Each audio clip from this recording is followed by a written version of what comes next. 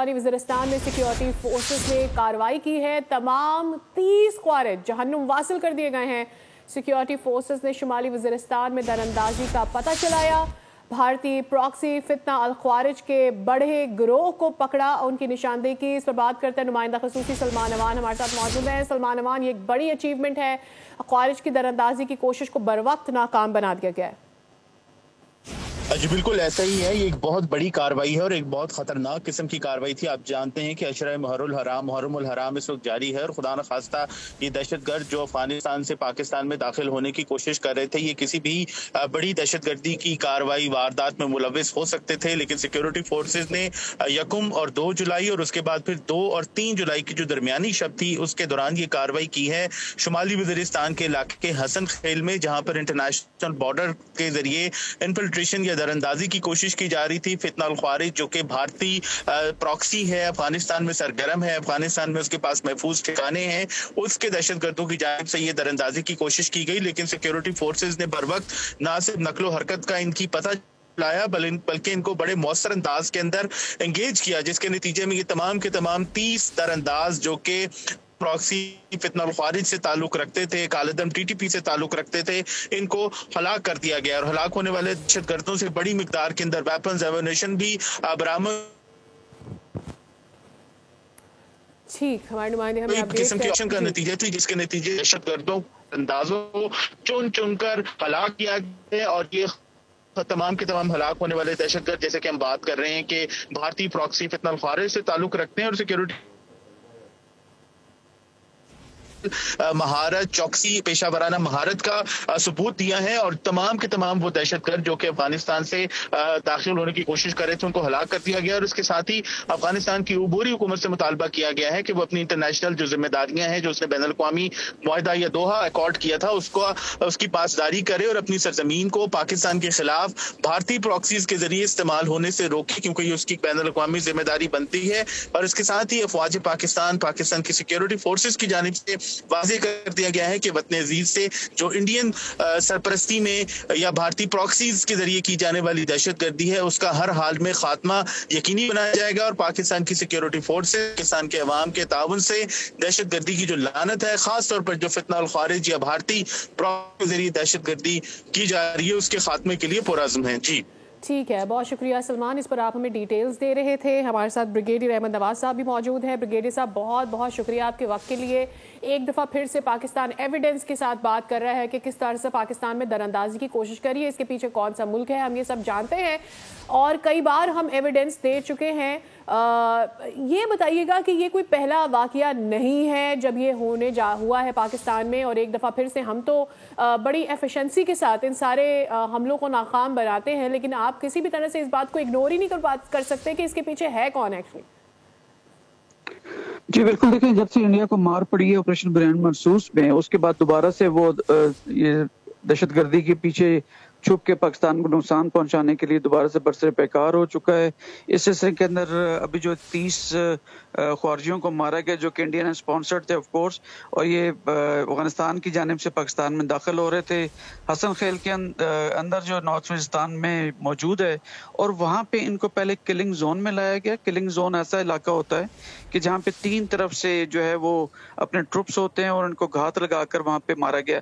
अब इनसे मिलने वाला असलहा वही असलहा है जो कि अमेरिकन के यहाँ छोड़ कर गए थे, या वो जो है वो पूरी गवर्नमेंट के पास, उनकी अफवाज के पास है। तो ये तमाम नेक्सस बेसिकली ख्वारिजियों के दरमियान, इंडिया और अफगानिस्तान के दरमियान दोबारा से ये नेक्सस को प्रूफ करता है।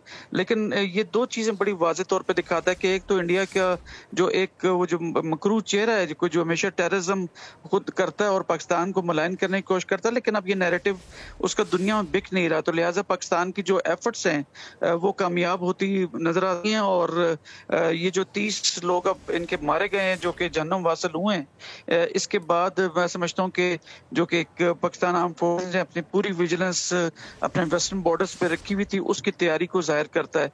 लेकिन at the same time international level के ऊपर पाकिस्तान को इसको मजीद डोजियर की सूरत में दुनिया के साथ शेयर करना चाहिए। मिलिट्री ऑब्जर्वर्स जो दीगर ममालिक के यहाँ पर मिलिट्री अताशी हैं, उनको ले जाकर दिखाना चाहिए, उनको बताना चाहिए किस तरह तरह से इंडिया जो है इस खत्ते के अमन के दर पे है। तो लिहाजा एक बहुत बड़ी कार्रवाई है, बहुत बड़ी कामयाबी है। और मैं समझता हूँ कि जहाँ ईस्टर्न बॉर्डर पे इंडिया को पड़ी है, वहीं पे फौजियों का मारा जाना उसको वेस्टर्न बॉर्डर के ऊपर भी शिकस्त को शो करता है। तो हम वक्त तैयार हैं जब तक आखिरी भी एक सोल्जर मौजूद है पाकिस्तान की, ये हमारी पाकिस्तान एक हिफाजत के लिए काम कर रहे हैं। बहुत बड़ी हमारी कामयाबी है और मुसलसल हम इस चैलेंज की वजह से अपनी एनर्जी और अपनी रिसोर्सेज का भी इस्तेमाल कर रहे हैं।